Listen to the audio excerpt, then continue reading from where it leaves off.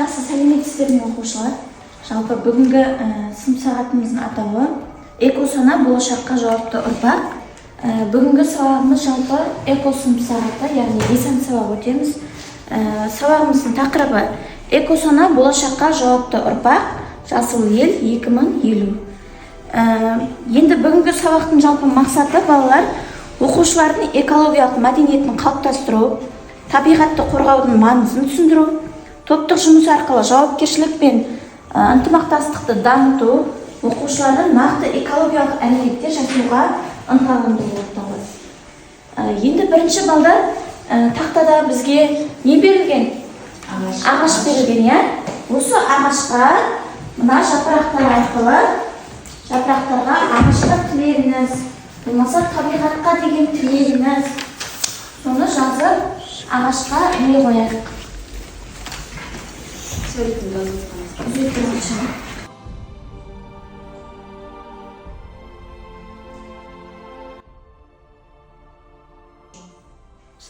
Жақсы балдар, ағашқа тілегімізді жазсақ, барып іле берейік тақтаға.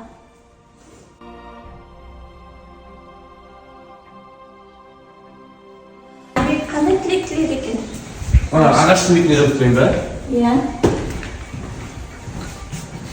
Қоқыс тастамау, табиғатты аялап, келешек ұрпаққа өзіміздің табиғатты көрсету. Жақсы, жарайсыз.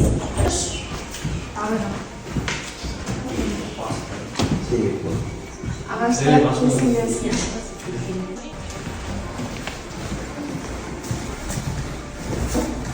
Ане қандай тілек тілектен ағашқа? Ағаштар өртенбесін. Әрқайсымыз келешек ұрпаққа біздің табиғатымызды сақтап қалу үшін ағаш егуіміз керек.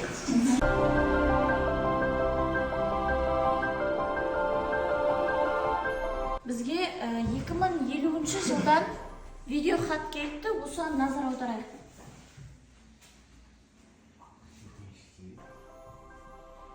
Сәлем, 2025 жылғы жасақ.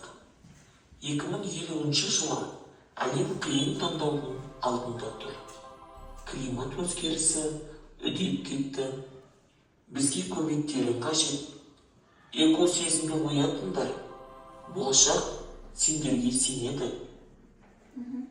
Балдар, сонымен бізге 2050 жылдан видео хат жолданған екен. Не айтқысы келді? Неге бізге сенеміз деді 2050 жылғылар? Болашақ неге бізге сенеді? Табиғатты қорғап, оны болашақта жеткізу. Балдар не қыл дейді? 2050 жылғар бізге не үшін сенеміз дейді? Айбек, не айтасың?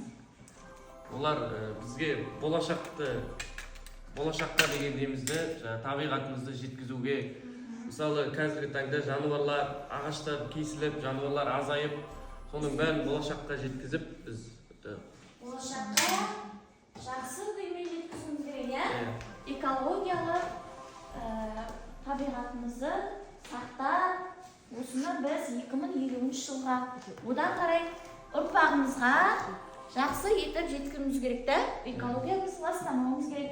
Сен не айтасың? Ағаштардың өртенуінің кесірінен қазір ормандар азайып келе жатыр. Экология ластанып жатыр. Сондықтан болашаққа біз өзіміз шешуші рөл атқарады. Жалпы адамдардың әрекеті ол болашақ табиғатты сақтау біздің қолымызда екенін және оны қорғауды біздің қолымызда екенін білдіреді. Айтып отырсың. Егіншілікті дамытайық, мал шаруашылығын дамытайық. Жақсы оқушылар, енді біз бүгінгі сынып сағатымызды бастайық. Сынып сағатты бастау үшін біз дәл осылай күйде 3 топқа бөлінейік. Бірінші топ сіздер тазалық жасағы деп аталасыздар. Екінші топ эко ақпаратшылар және үшінші топ жасыл дизайнерлер деп аталады. Яғни бірінші топ сіздердің тапсырмаларыңыз мына жерде бізге қоқыстар берілген. Осы қоқыстарды ажыратып, пластикті бөлек, қағазды бөлек, тағы не бар? Бөлек сұрыптау керек осы нелерді, қоқыстарды. Келіңіздер. Екінші топ сіздерге эко ақпаратшылар, яғни экологиялық жарнама жасауға болады. Болашаққа қандай үміт артасыздар? Сыныптастарыңызға, өзге класстарға қандай үндеу жариялайсыздар?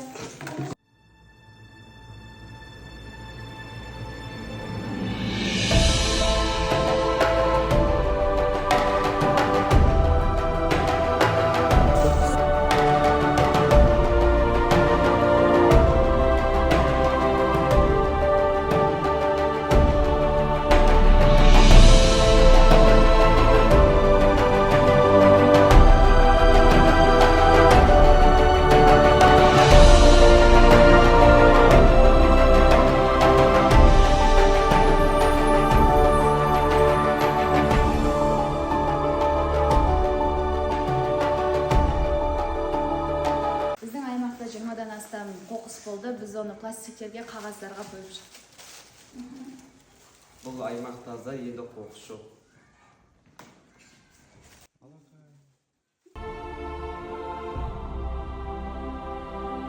Бізде 3-ші топқа экология туралы сурет салу болатын. Ал жақсы.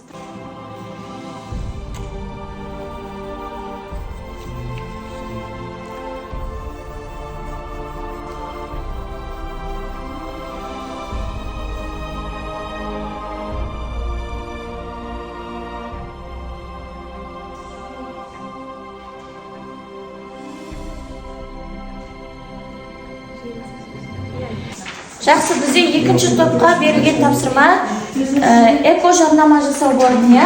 Жақсы, Сәулет, қандай жарнама жасадыңыз? Бірінші біз сұрақты айтып кетейік. Табиғатты, қазіргі таңда табиғатқа не болып жатыр? Жер шарында шамамен 1 миллионнан астам жануарлар жойылып бара жатыр. Солардың біз алдын алуымыз керек. Әлемде 1 миллиардтан астам ағаштар жабылады. Бұл ауаның ластануына әкеледі. Және жарнамамызға келетін болсақ, сарапшылардың айтуынша жыл сайын әлемдік мұхиттарға шамамен 8 миллион тонна пластикалық қалдық түседі. Бұл теңіз жануарларының өміріне үлкен қауіп төндіреді. Мамандар бұл жағдайдың алдын алу үшін елдерді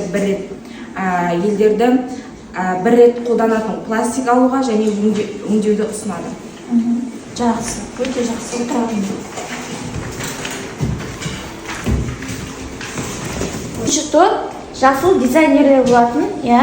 Қандай сурет салдық экология туралы? Бізде жалпы 2 тақырыпқа сурет салдық. Оның біріншісі қоқысты сұрыптау болса, екіншісі жарықты үнемдеу.